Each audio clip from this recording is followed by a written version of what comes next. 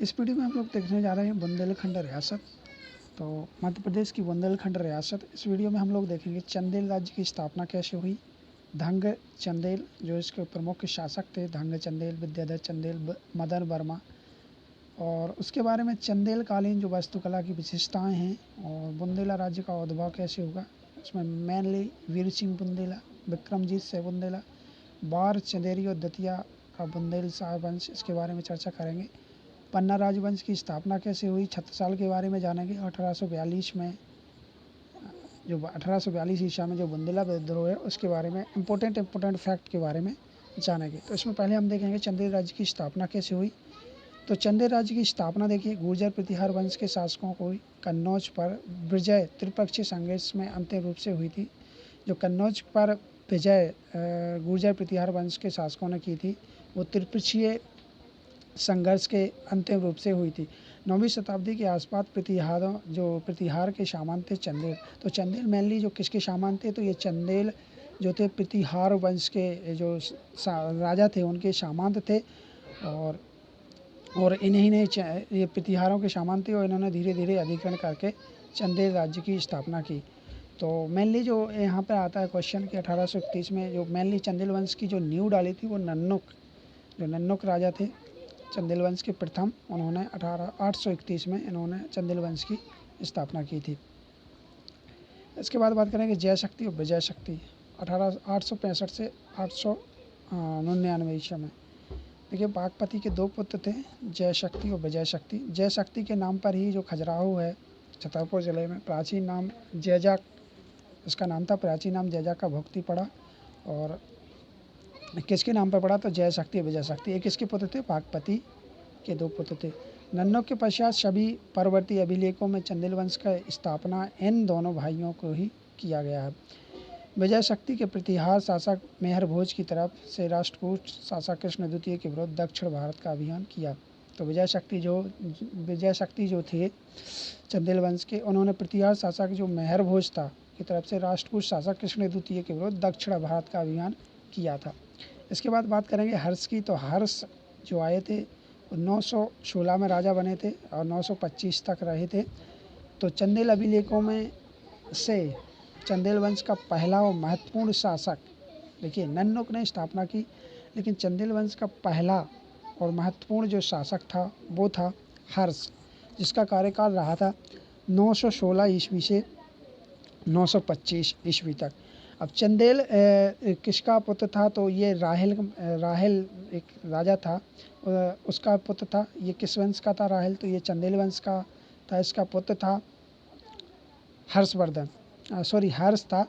और ये 916 से 925 तक रहा। चंदेल अभिलेखों में इसे चंदेल वंश का पहला महत्वपूर्ण शासक कहा जाता है।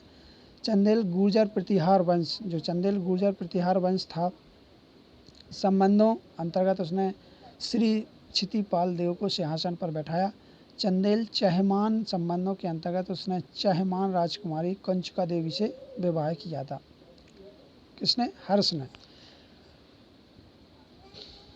और यह जो था यह विष्णु का उपासक था और इसने कन्नौज की राजनीति में प्रत्यक्ष हस्तक्षेप कर वहाँ का जो शासक था पाल शासक महिपाल को पराजित किया था। कहाँ पर, कन्नौज की राजनीति में प्रत्यक्ष हस्तक्षेप करके वहाँ का जो राजा था पाल शासक महिपाल, वहाँ पर इसने क्या किया था, उसको पराजित किया था। इसके बाद पढ़ेंगे यशोवर्मन ये भी महत्वपूर्ण शासक था। हर्ष का पुत्र जो था यशोवर्मन चंदेल वंश का शासक बना और यशोवर्मन ने अपना प्रभाव हिमालय से लेकर मालवा तक तथा कश्मीर से लेकर बंगाल तक फैलाया। राष्ट्रकूटों को से कलिंजर का प्रसिद्ध दुर्ग जीता। इसने क्या क्या काम किए, मेनली हम देखेंगे तो राष्ट्रकूटों से इसने कलिंजर का दुर्ग जीता था। उसने समकालीन चैंदी नरेश लक्ष्मण राज को पराजित किया था। तो चैंदी नरेश था लक्ष्मण राज, उसको पराजित किया था। यशोवर्मन ने खजुराहो में प्रसिद्ध विष्णु मंदिर का निर्माण करवाया था। यशोवर्मन की बात करें तो इसने जो खजुराहो का जो विष्णु मंदिर है उसका निर्माण भी यशोवर्मन ने करवाया था। इसके बाद नेक्स्ट शासन आया था 950 से 1002 तक धंग जो यशोवर्मन का पुत्र था। सर्वप्रथम धंग ने साम्राज्य विस्तार करते हुए ग्वालियर दुर्ग पर आक्रमण किया था। चंदेलों की वास्तविक स्वाधीनता का जनक धंग को ही माना जाता है। तो वास्तविक स्वाधीनता का जनक जो कहते हैं वो धंग को कहते हैं। और खजुराहो के जो विश्वनाथ मंदिर अभिलेख से उसे कौशल, कृत, सहल और कुंतल राज्य का विजेता बताया गया है। जो खजुराहो में विश्व मंदिर अभिलेख है उसमें इसका वर्णन मिलता है कि ये जो था कौशल, कृत, सहल और कुंतल राज्य का विजेता था। उसने यशोवर्मन द्वारा प्रारंभ किए गए लक्ष्मण मंदिर का निर्माण पूर्ण करवाया, जो खजुराहो में है। जो लक्ष्मण मंदिर बनवाया था यशोवर्मन ने, उसका काम भी पूरा किया था। तथा खजुराहो के में शंभु विश्वनाथ मंदिर बनवाया। उसने जैन धर्म के प्रसार हेतु खजुराहो में जिन्नाथ मंदिर, पार्श्वनाथ का निर्माण करवाया था। उसके बाद आया विद्याधर, जो 1003 से 1029 तक शासन किया इसने। तो किसका महुआ किसका पुत्र था? तो ये पुत्र होगा धंग का। जो वास्तविक सत्ता चंदेल वंश की थी वो इसी ने विस्तार की थी। तो विद्याधर जो था 1003 से 1029 तक ईसा तक जो है चंदेल वंश का शासक रहा। महुआ के खंडित अभिलेख में उसकी कान्य कब्ज विजय तथा मालवा के परमार शासक भोज को पराजित करने का उल्लेख प्राप्त होता है। तो इसने मालवा का जो परमार शासक थे, मालवा में परमार वंश की थे, उनको पराजित किया था इसने विद्याधर ने। इसके बाद विद्याधर ने समकालीन कलचुरी शासक गंग देव को पराजित किया था। विद्याधर के समय में महमूद गजनवी ने कलिंजर पर 2 आक्रमण किए थे। प्रथम आक्रमण ये इम्पोर्टेंट हो जाता है कि किसके शासनकाल में जो कलिंजर पर आक्रमण किए गए, 2 आक्रमण हुए थे चंदेल वंश। एक कलिंजर पर हुआ था महमूद गजनवी का 1019 में, और एक हुआ था 1022 में। इसके बाद आया था कीर्तिवर्मन। कीर्तिवर्मन जो आया था वो 1060 से 1100 तक रहा था। इसने चंदेल कलचुरी संघर्ष की नवजीवन दिया तथा डाहल नरेश लक्ष्मीकरण को पराजित कर अपने खोए हुए क्षेत्र को पुनः प्राप्त किया। प्रबोध चंद नाटक के अनुसार कीर्तिवर्मन को प्रलयकारी काल, अग्नि और रुद्र के समान बताया गया है। कीर्तिवर्मन के शासनकाल में महोबा में कीरत सागर नामक सरोवर का निर्माण किया। तो कीरत सागर जो सरोवर है वो कहाँ पर है? ये है महोबा में। तो ये किसने बनवाया था? कीरत वर्मा ने बनाया था। और कलिंजर में जो बुड्ढा बुड्ढी का तालाब है इसका भी निर्माण करवाया। और टीकमगढ़ के जो जैन मंदिर का निर्माण हुआ था वो हुआ था 1066 में। ये किसने करवाया था? ये करवाया था कीर्ति वर्मन ने, जो कि कीर्ति वर्मन उसका शासक था। तो ये चंदेल वंश का शासक था। कीर्ति वर्मन के और कार्य देखें तो अजयगढ़ में परमाल सरोवर के समीप कीर्ति जीवेश्वर शिव मंदिर का निर्माण करवाया, जो कहाँ पर है? अजयगढ़ में है। अजयगढ़ कहाँ पर है? पन्ना की एक तहसील है, वहाँ पर है। वहाँ पर परमाल सरोवर के समीप जो ज्योतिश्वर शिव मंदिर का निर्माण करवाया। बैतवा नदी के तट पर कीर्तिगिरी दुर्ग का भी निर्माण इसने करवाया था। नेक्स्ट आया था चंदेल वंश का शासक मदन वर्मन। मदन वर्मा देखिए 1128 से 1165 ईस्वी तक शासन किया इसने मालवा पर आक्रमण कर परमार वंश के नरवर्मा, यशोवर्मा और जयवर्मा, लक्ष्मण वर्मा और मदन वर्मा को पराजित कर परमार राज्य पर अपना अधिकार किया। तो ये इम्पोर्टेंट हो जाता है कि कितने शासकों को हराया? नरवर्मा को, यशोवर्मा को, जयवर्मा, लक्ष्मण वर्मा और मदन वर्मा को पराजित कर परमार वंश पर अपना राज्य अधिपति किया था। किसने? मदन वर्मा था। मदन वर्मा ये शासक था। नेक्स्ट है मदन वर्मा ने गुर्जर राज्य पर भी अधिकार किया, जिसका उल्लेख कलिंजर के जो प्रशस्त अभिलेख है वहाँ पर किया गया है।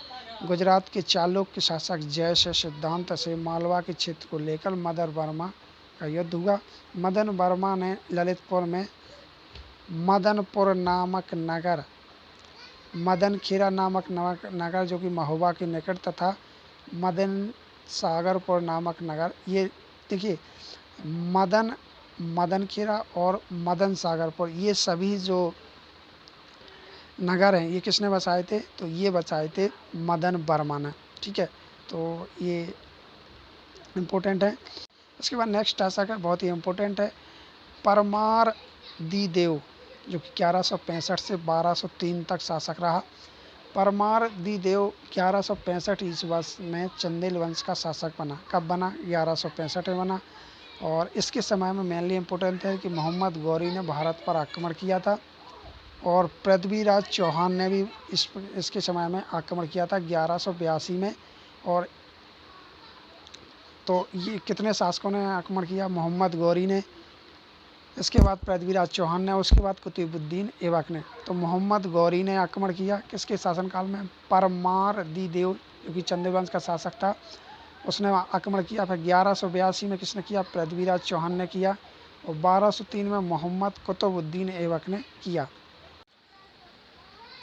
तो 1203 में कुतुबुद्दीन ऐबक ने कलिंजर पर आक्रमण कर कलिंजर दुर्ग को विजित किया था। तो 3 आक्रमण हुए थे किसके समय में हुए थे? ये हुए थे परमारदीदेव जो कि 1165 से 1203 तक इसका शासनकाल रहा था। इसके बाद बात करें चौसठी अग्नि मंदिर।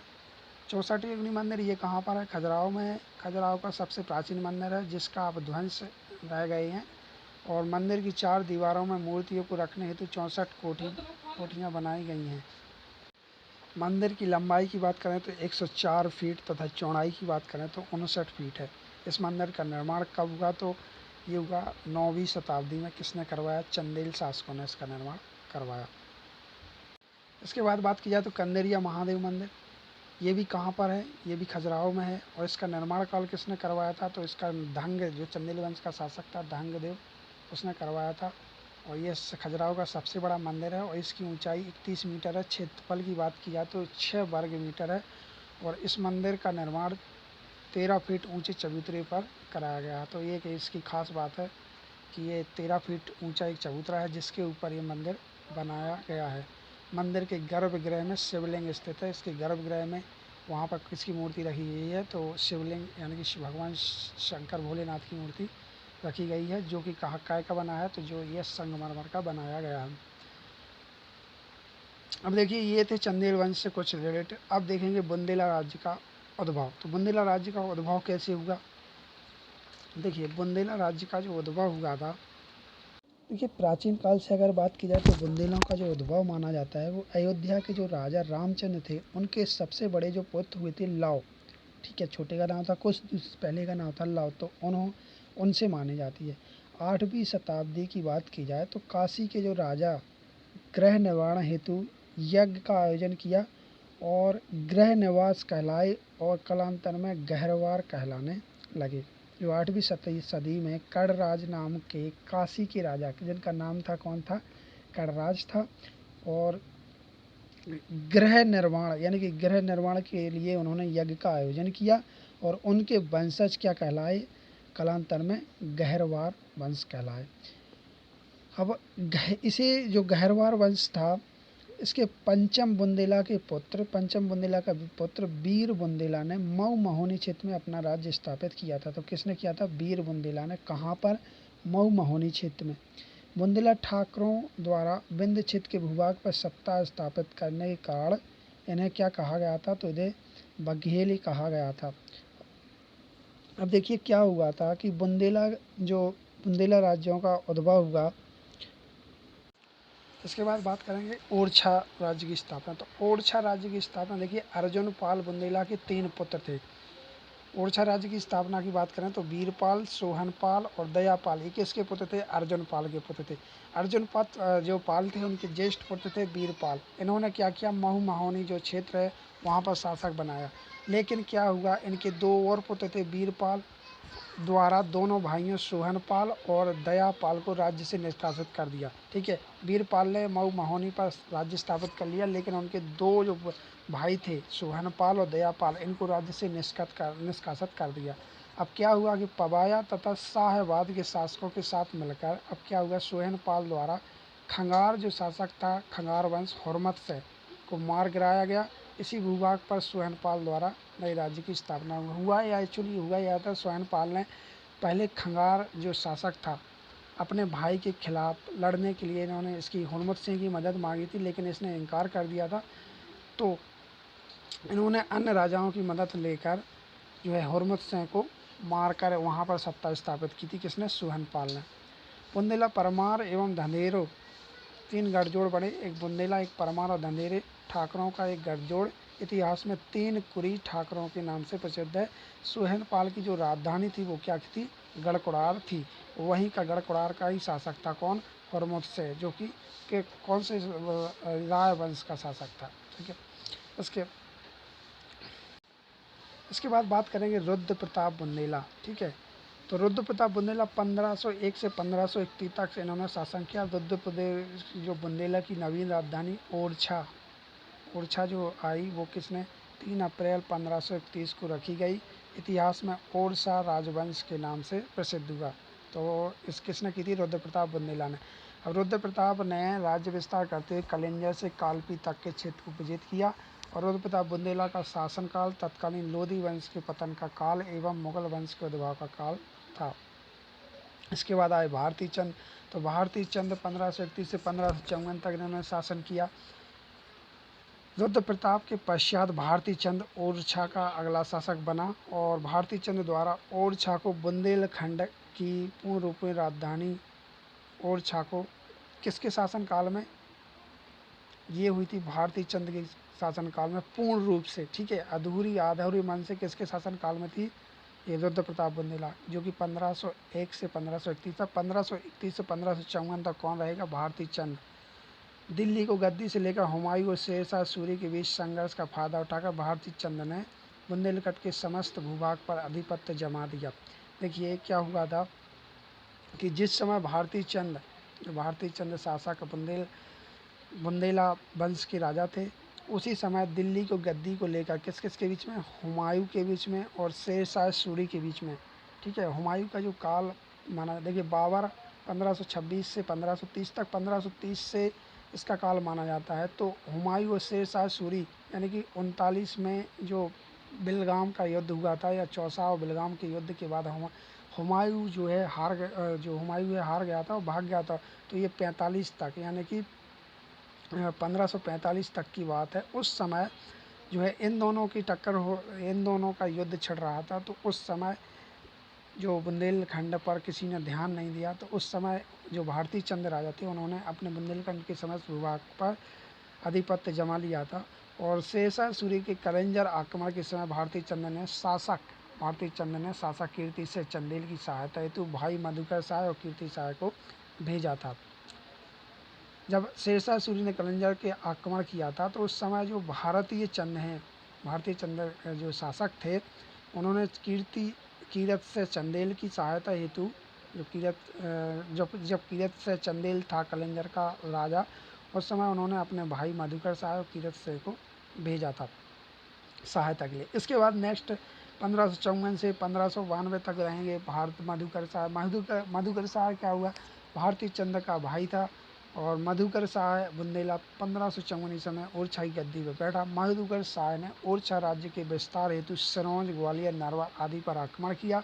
अकबर ने मधुकर शाह के विरुद्ध गढ़ा के सूबेदार सादिक खां तथा ग्वालियर के फौजदार आस्करन कछवाह को भेजा था।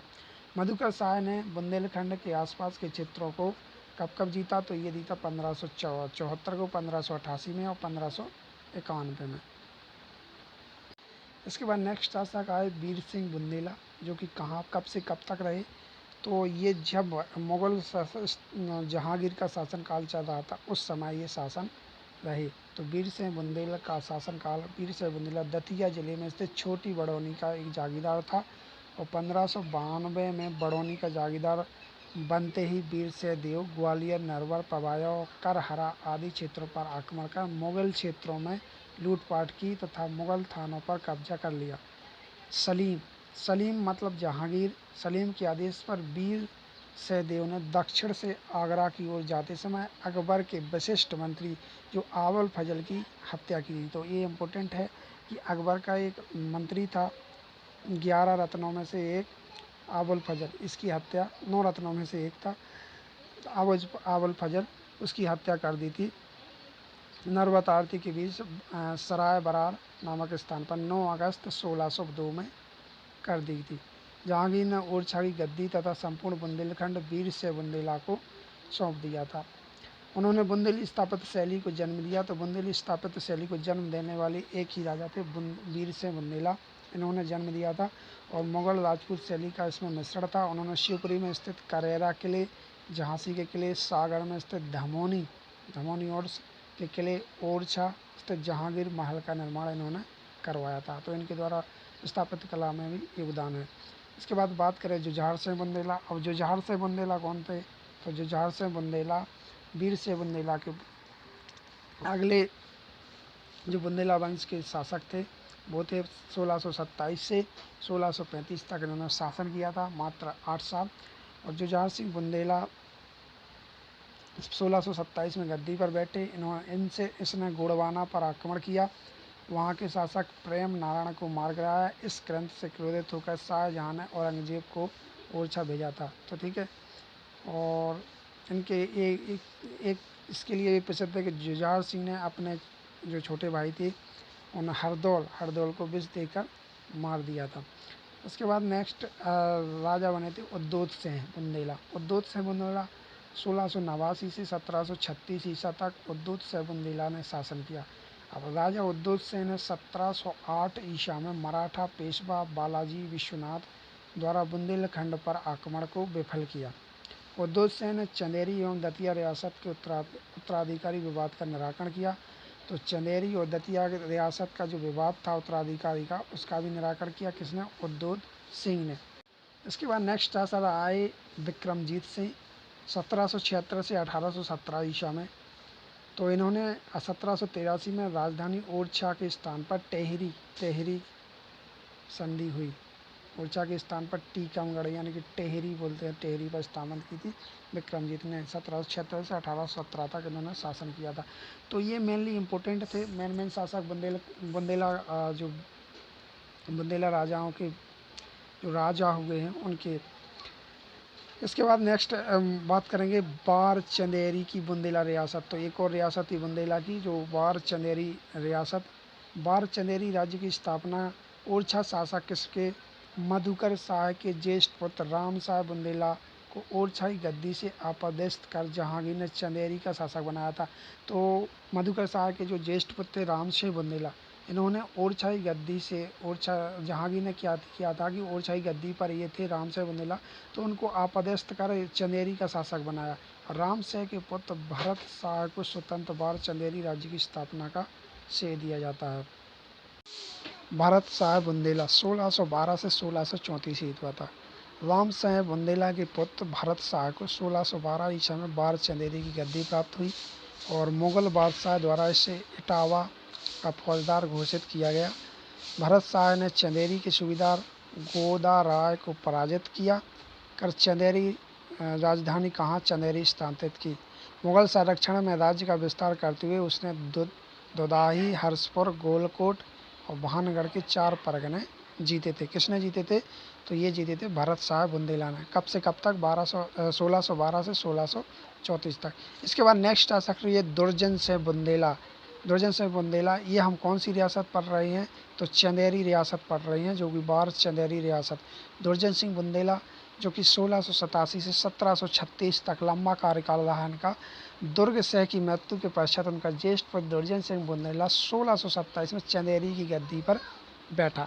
चंदेरी के शासक दुर्जन सिंह ने दतिया के रामचंद्र बुंदेला और ओरछा के उदय सिंह बुंदेला के साथ मधुर संबंध स्थापित किए। दुर्जन सिंह ने सवाई राजा जयसिंह के साथ मित्रवत संबंध स्थापित किए।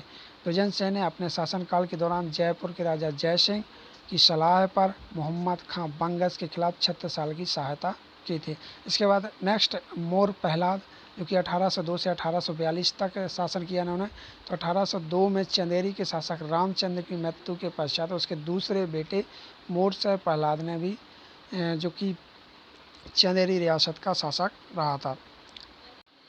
अब हम जानेंगे पन्ना राज्य के कुछ इम्पोर्टेंट कुछ फैक्ट। देखिए चंपत राय बुंदेला 1626 जो पन्ना रियासत थी उसके बारे में। चंपत राय बुंदेला 1626 से 1661 ईसा तक शासन किया इन्होंने। ओरछा राज्य की महोबा जागीर के जागीरदार, कहाँ के जागीरदार थे चंपत राय? तो चंपत राय ये महोबा जागीर के जागीरदार थे और इनकी अपनी विजय यात्रा 1626 ईसा में इन्होंने प्रारंभ की थी। अब चंपत राय ने 1636 से 1641 ईसा मध्य ओरछा पर अधिकार कर लिया था और 1661 में इनकी मृत्यु हो जाती है। अब चंपत राय की मृत्यु के बाद अब छत्रसाल बुंदेला आएंगे। तो 16 वर्ष की आयु में छत्रसाल ने दक्षिण में मुगल अभियान का सेनानायक मिर्जा राजा जयसिंह के नेतृत्व में किया था। दक्षिण अभियान जो किया था, दक्षिण मुगल अभियान जो किया था, किसके सेनानायक में किया था? मिर्जा राजा जयसिंह के नेतृत्व में किया था।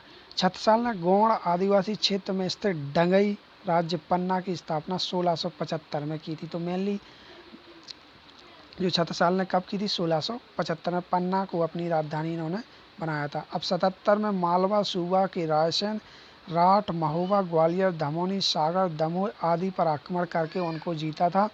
और 1679 में छत्रसाल के राज्य की सीमा उत्तर कलापी, दक्षिण में सागर, सिरोंज और पश्चिम में ओरछा, दतिया राज्य तक फैली हुई थी। ठीक है, तो इनका लंबा विस्तृत राज्य था। कहाँ से कहाँ था? उत्तर में बात करें तो कलापी, दक्षिण में सागर से सिरोंज और पश्चिम में ओरछा, दतिया राज्य तक इनका जो राज्य था। दक्षिण में मुगल अभियान में भाग कर मराठा छत्रपति शिवाजी की सलाह मशवरा करने हेतु 1667 में शिवाजी से मिले थे। तो कब मिले थे? 1667 में ये मुगल से भाग गए थे और वहाँ पर शिवाजी से वहाँ पर मिले थे। तो शिवाजी ने इन्हें सलाह दी थी। इसके बाद नेक्स्ट हुए हृदय शाह। तो हृदय शाह 1632 से 1639 तक। अब 1632 में मृत्यु के पूर्व छत्रसाल ने अपने पुत्र हृदय शाह को पन्ना का राज्य घोषित किया था। और हृदय शाह ने उस पन्ना के पूर्व स्थित रीवा राज्य पर आक्रमण किया और रीवा राज्य को अपने अधिकार क्षेत्र में ले लिया। रीवा में एक भव्य फाटक का निर्माण भी कराया था, जो कि बुंदेला दरवाजा के नाम से जाना जाता है। इसके एक और पुत्र थे छत्रपाल के, जगत सिंह। ठीक है, इसके बाद नेक्स्ट है दतिया रियासत। दतिया रियासत की बात करें तो वीर सिंह बुंदेला ने अक्टूबर 1626 में, कब? 1626 ईसा में अपने छठे पुत्र भगवान दास बुंदेला को बड़ौनी दतिया की जागीर प्रदान की थी। किसने? वीर सिंह बुंदेला ने। दतिया के शासकों का राव उपनाम से संबोधित किया जाता था। क्या बोलते थे? उपनाम राव। इस वंश में भगवान राव बुंदेला, शुभकरण बुंदेला, दलपत राव बुंदेला, रामचंद्र बुंदेला इत्यादि जो मुख्य शासक रहे थे। इसके बात करेंगे दलपत राव बुंदेला की। तो दलपत राव बुंदेला 1678 से 1717 तक, जहाँ तक औरंगजेब का शासनकाल रहा। तो शुभकरण बुंदेला के पश्चात दतिया राज्य के सबसे प्रसिद्ध शासक दलपत राव बुंदेला 1678 में दतिया का शासक बना था। मूल नाम था प्रताप सिंह था और दलपत राव उपाधि दी गई थी। दलपत राव ने दतिया में एक विशाल दुर्ग का निर्माण करवाया था, जिसका नाम है प्रतापगढ़ दुर्ग। दतिया का नाम बदलकर दलीप नगर कर दिया गया। और 1665 से 1705 के मध्य उसने मुगलों के अधीन रहकर मराठों के विरुद्ध हरवल दस्ते का नेतृत्व किया था। धौलपुर के समीप जजाऊ के रण क्षेत्र में 20 जून 1707 में ये वीर गति को प्राप्त हो गए थे। बुंदेलखंड की अन्य रियासतों की बात करें तो बुंदेलखंड की अन्य रियासत छतरपुर राज्य। अब देखिए छतरपुर राज्य, पन्ना वंश का जो विद्रोही था सरनेत सिंह के कामदार सोनेजी पवार। कौन थे? सोनेजी पवार। बुंदेलखंड, बिजावर, पन्ना एवं चरखारी के कुछ क्षेत्रों पर अधिकार कर छतरपुर को 1795 में राजधानी बनाया था। किसने? सोनेजी पवार ने। अब सोनेजी पवार ने भी बुंदेलखंड के अन्य शासकों की भांति बुंदेलखंड के अंग्रेज प्रतिनिधि जॉन बैली से 4 अप्रैल 1806 में संधि की थी। तो के सोनेजी पवार ने कब की थी संधि? तो इस 4 अप्रैल 1806 में संधि की थी। इसके बाद सोनेजी पवार के ज्येष्ठ पुत्र ने 4 मई 1816 को छतरपुर राज्य की गद्दी संभाली तथा 15 जुलाई 1816 को ईस्ट इंडिया कंपनी के साथ संधि कर छतरपुर राज्य की सनद प्राप्त की थी इसके पुत्र ने। ठीक है, इसके बाद जैतपुर राज्य। अब जैतपुर छत्रसाल ने जैतपुर राज्य अपने दूसरे पुत्र जगतराज उसको सौंपा था, जिसमें जैतपुर की गद्दी कीरत सिंह को मिली थी। 1765 में पहाड़ सिंह की मृत्यु के पश्चात गजराज सिंह जैतपुर की गद्दी पर बैठे। गजराज सिंह के पुत्र उनके पुत्र केसरी सिंह जैतपुर का राजा बने, जिसमें हिम्मत बहादुर और अली बहादुर ये महोबा के 2 आक्रमणकारी थे। तो इनका सामना करना पड़ा। अंततः जैतपुर नरेश केसरी ने मराठों एवं हिम्मत बहादुर अली बहादुर के आतंक से जो British India east India company है उनसे संधि कर ली। और सितंबर, ये संधि कब हुई थी? 1812 में। इसके बाद नेक्स्ट आए राजा परीक्षित। राजा परीक्षित जो थे ये भी जैतपुर रियासत के थे। तो 1813 में केसरी शाह के स्वर्गवास के पश्चात राजा परीक्षित जैतपुर के उत्तराधिकारी बने।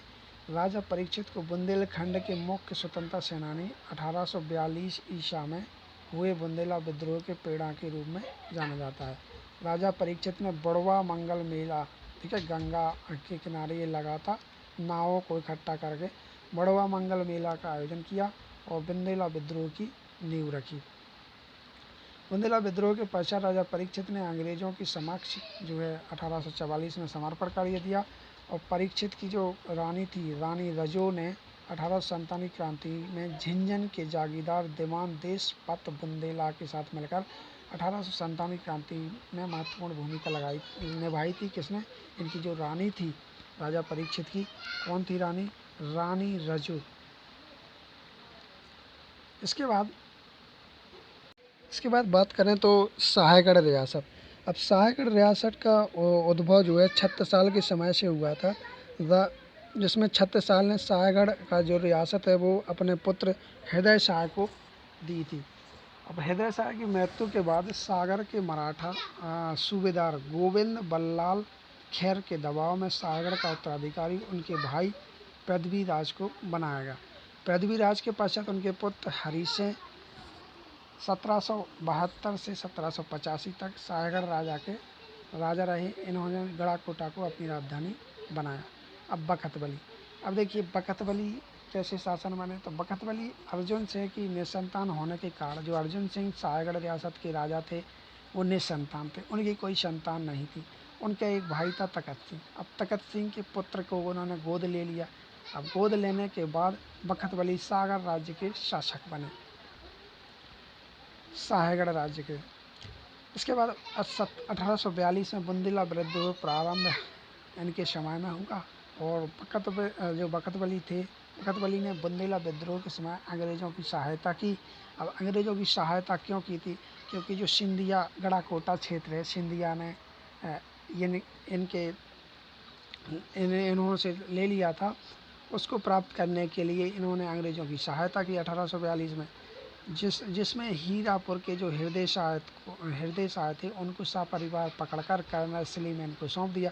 परंतु अंग्रेज़ों द्वारा गढ़ाकोटा बखतबली को ना सौंपे जाने से क्रोधित होकर विद्रोही बन गई। और 1897 क्रांति में जो बानपुर के राजा मदन सेन थे उनके साथ मिलकर रानी लक्ष्मीबाई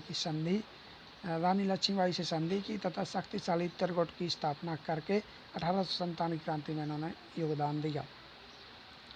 1897 क्रांति के दौरान बखतबली के सेनापति बोधन दउआ ने गढ़ाकोटा पर आक्रमण किया और 18 फरवरी 1858 में जनरल हॉरोज ने इस पर पुनः आधिपत्य कायम कर लिया। तो कोई जो बखतबली का सेनापति था बोधन दउआ, इसने गढ़ाकोटा पर आक्रमण किया और गढ़ाकोटा को जीत लिया। लेकिन कुछ समय बाद जनरल हॉरोज ने पुनः इस पर आक्रमण करके इसको अपने कब्जे में कर लिया। कड़े संघर्ष के बाद 6 जुलाई 1858 को बखतबली को अंग्रेज़ों के समक्ष जो है समर्पण करना पड़ा और तथा साहेगढ़ राज्य कंपनी राज्य में विलय हो गए। इसके बाद राय प्रवीण महल। अब कुछ स्थापत्य कला के बारे में जान लेते हैं। राय प्रवीण महल जो कि जहांगीर महल के उत्तर में 2 मंजिला प्रवीण जो कि ओरछा में है, राय प्रवीण 2 मंजिला राय प्रवीण महल है जो इंद्रमणि बुंदेला द्वारा अपने प्रेयसी जो राय प्रवीण के लिए बनवाया गया था। और इतिहासकारों ने राय प्रवीण को ओरछा कोकिला की उपाधि दी है। तो कई बार एक क्वेश्चन आ भी सकता है, आया भी है कि राय प्रवीण को कोकिला की उपाधि दी गई थी। इसके बाद इस महल के अंदर ओरछा की प्रसिद्ध नर्तकी, कवयित्री और कलाकारी राय प्रवीण का आकर्षक चित्र भी यहाँ को आपको देखने का मिल जाएगा। इसके बाद तालबेड़ दुर्ग, तो तालबेड़ दुर्ग ये झांसी ललितपुर मार्ग है वहाँ पर अवस्थित है। चंदेरी के शासन भारत शाह ने इसका निर्माण करवाया था। और इस दुर्ग में नरसिंह मंदिर, इसकी चित्रकला ओरछा चित्रकला के अनुकृत लगी हुई है। नेक्स्ट है सतकंडा महल। सतकंडा महल तो व्यापम का इम्पोर्टेंट क्वेश्चन है, जो कि दतिया में अवस्थित है और वास्तविक आकार का सतकंडा महल है, जिसका निर्माण वीर सिंह किसने करवाया था? वीर सिंह बुंदेला ने शाहजहाँ के वहाँ पर शाहजहाँ के आगमन पर करवाया था। शाहजहाँ वहाँ पर आया था तो दतिया में वहाँ पर 1635 में वीर सिंह बुंदेला ने इसका निर्माण करवाया था। इसके बाद बात करें तो इस महल की चित्रकला उत्कृष्ट है। इसमें ड्रैगन हाथी की कृतियाँ लाल पत्थर पर उकेरी गई हैं। पारसी ब्राउन द्वारा इस महल को बुंदेलखंड का श्रेष्ठतम स्थापत्य कहा गया है। किसके द्वारा? पारसी ब्राउन के द्वारा। इसके बाद हरदौल। हरदौल के बारे में बता ही चुके हैं। जुझार सिंह के बुंदेला का भाई थे और जुझार सिंह ने इसे विष देकर मार दिया था। बुंदेलखंड में यहाँ इनको ग्राम के देवता के रूप में पूजनीय है। आज भी इनकी पूजा की जाती है गाँव में। ठीक है। इसके बाद बाघाट का युद्ध। बाघाट का युद्ध बाघाट के जागीरदार से गंधर्व से एवं ओरछा के शासक विक्रमजीत के मध्य हुआ। कब हुआ? 4 मई 1816 में अंग्रेजों के मध्य युद्ध में विराम हुआ। इसी युद्ध के युद्ध बाघाट का युद्ध किसके बीच में हुआ? बाघाट के जो जागीरदार सह गंधर्व से एवं ओरछा के शासक विक्रमजीत के मध्य। नेक्स्ट हुआ बेलहार का युद्ध। तो बेलहार का युद्ध 1800 ईसा में मराठा सरदार अंबाजी इंगले तथा दतिया के शाखा शासक जो थे शत्रुजीत बुंदेला के मध्य हुआ। इस युद्ध का कारण मराठा सरदार अंबाजी इंगले द्वारा इंद्रगढ़ पर आक्रमण था। इस युद्ध में दतिया के शासक शत्रुजीत बुंदेला जो है पराजित हो गए थे। तो ये थे बुंदेला जो रियासत थी उनसे जुड़े हुए कुछ इम्पोर्टेंट फैक्ट